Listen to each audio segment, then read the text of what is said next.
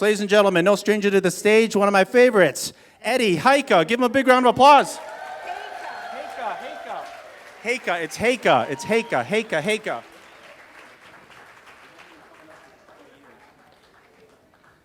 He's only been coming up here for, I don't know, since 2009, and I keep saying his name wrong. But whatever. No worries. All right. It was March 1971.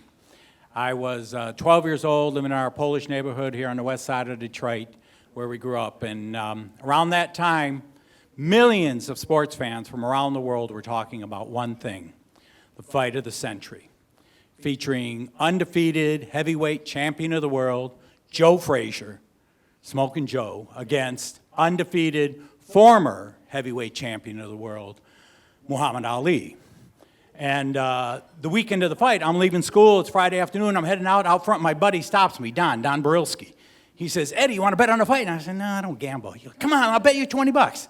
I said, I don't want to bet. He goes, 10 bucks, I'll bet you 10 bucks. I'm trying to walk away. I'll bet you 5 bucks. Don, I don't want to bet. He goes, $2.50.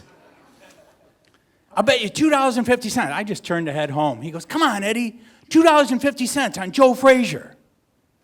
Wait, what? You're taking Joe Frazier? So you're giving me Muhammad Ali? He goes, yeah, $2.50.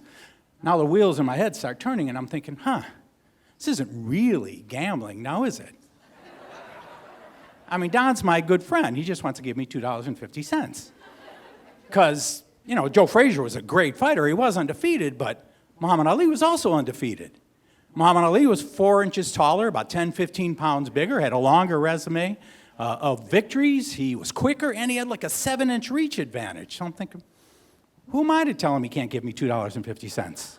So we shook. I said, bet. I walk home. I was feeling so happy. I was like, man, that was the easiest money I ever made in my life. You know, I'm used to making money at that point, delivering my free press route at 5 o'clock in the morning. My mom yelling at me to get out of bed, to go deliver those papers, knocking on the doors every Friday in the snow and the sleet and the wind or the summer heat to get customers to pay and just to make a few dollars. But now I just made $2.50.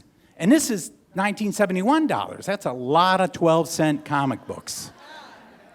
Penny candy, nickel candy bars, nickel bags of Better Made chips or Faygo Pop or hamburgers or root beer floats at our little neighborhood lunch counter, Mary's.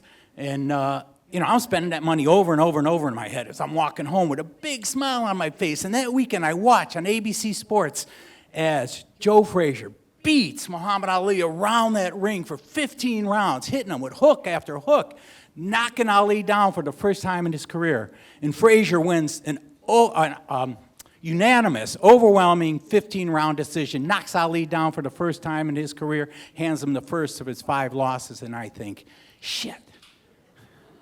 I was already counting on that $2.50. Not only can't I spend that $2.50, I got to pay $2.50. That's a $5 turnaround. So I go to school. Don finds me. He goes, Eddie, you got my money? I said, well, I have it Friday. I'm going to collect from my paper route, and I'll have the money then. He grabs me around the collar and slams me against the locker. God damn it, where's my fucking money?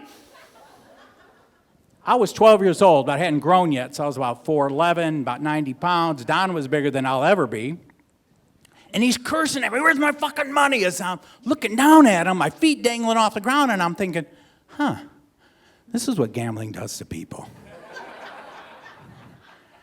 But I said I will collect from my paper route on Friday, and I will have your money. You can come collect with me if you want.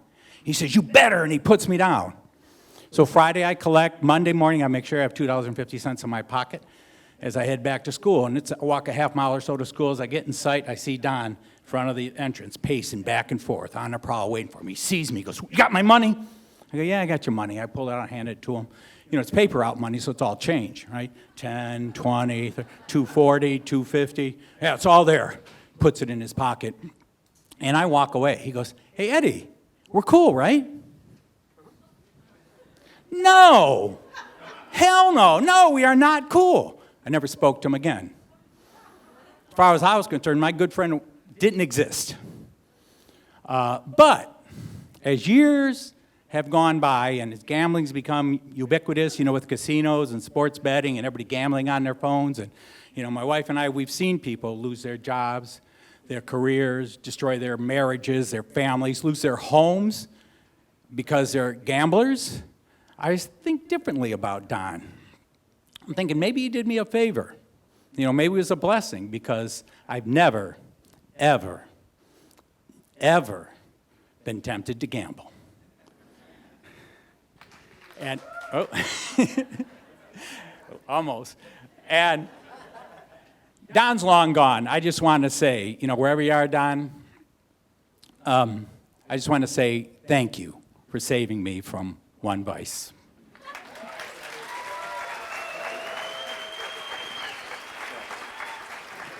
Eddie Hejka, everybody. Big round of applause for Eddie.